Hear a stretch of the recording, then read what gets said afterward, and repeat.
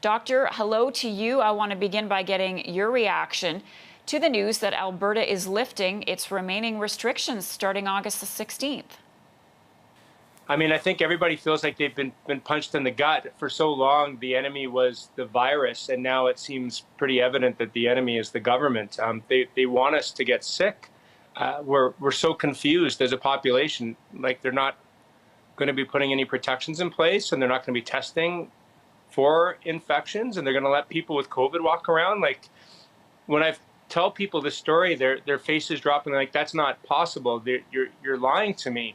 They can't be doing this. And I think it's this sense of incredulity that the people that are in place to protect Albertans are actually trying to make us sick. We're very confused. Doctor, the Premier is saying that the cases no longer equal high levels of hospitalizations, that the focus needs to be more on vaccines. We don't know that. We don't know that. Nobody's ever gone through a cycle of complete relaxation of restrictions through Delta. Nobody. It's insane. It's this incredible experiment to see how many people we can get sick, have long-term disability, and possibly die. Like, who does this to their own public? Who does this? Like, what the hell? Double vaccination rates, as we just heard from the reporter, are a bit over 50%. Are you comfortable right now with the vaccination efforts in Alberta? Well, I mean, vaccinations are really important, but keeping people from getting sick is really important too. We know that there are people that are double vaxxed out there that are getting sick and that are retransmitting, and we don't know the consequences of those breakthrough infections on long COVID for Delta. We don't. Nobody's done that study. This idea that we can just do what we want because we don't care what the consequences are is phenomenally weird. So, and then you're hearing, I heard, there was a tweet by Dr. Hinshaw yesterday saying, if you're in the ages of 20 to 29, you're at the highest risk, and you better go get vaccinated because you're going to come and you're basically going to get sick based on our new policies. So it's almost like a threat.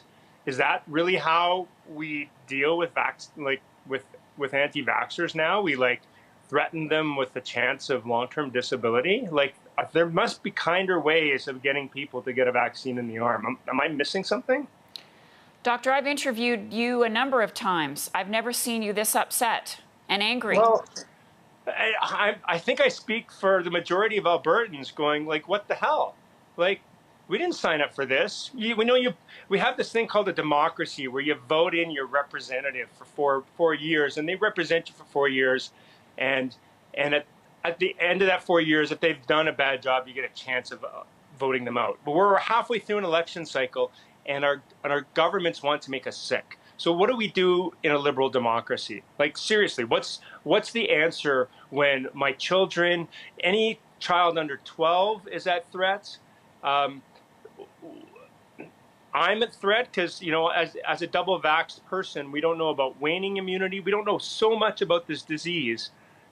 What do you do when your enemy is your government? Like, and yet the election cycle says you have to wait 2 more years of allowing them to hurt you.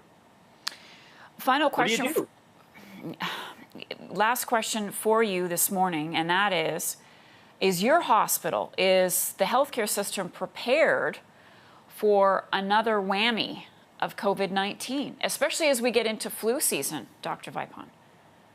Well, there's so many things to say about this. I'll start by saying that people are tired.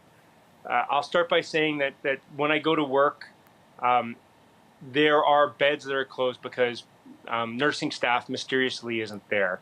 And that this seems different from previous summers where people go on holidays. Although the government's spinning, they're closing beds up in Edmonton at emergency rooms. We're kind of just getting by with a straw man staff, like with just the bare minimums, pulling in non-typical nurses to do the nursing job, like nurse educators and nurse clinicians to fill the ranks. And then what do they expect that the healthcare professionals that are going to be exposed to the moral indignity of caring for this fourth wave of illness that is 100% the government's fault and not the virus's fault. How are we going to want to continue to exist within this structure? I don't know if the government has factored in anything beyond how do I get reelected.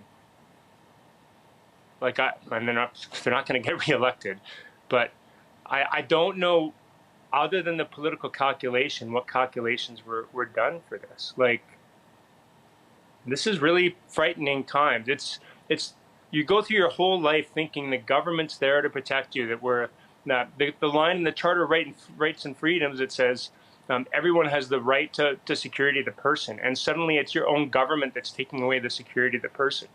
And, we don't have time to go through a charter challenge to say, don't kill me. Like,